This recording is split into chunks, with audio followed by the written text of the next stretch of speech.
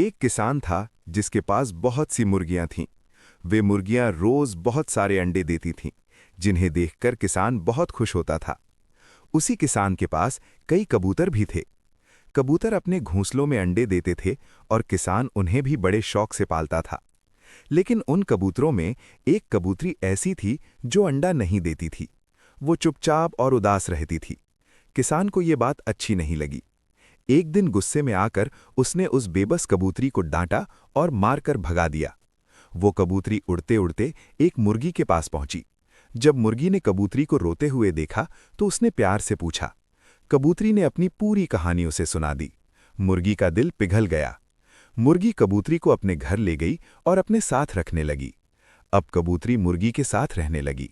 वहां उसे प्यार, सुरक्षा और सुकून मिला। ये कहानी हमें ये सिखाती है कि हर किसी की कद्र करनी चाहिए, क्योंकि हर कोई एक जैसा नहीं होता।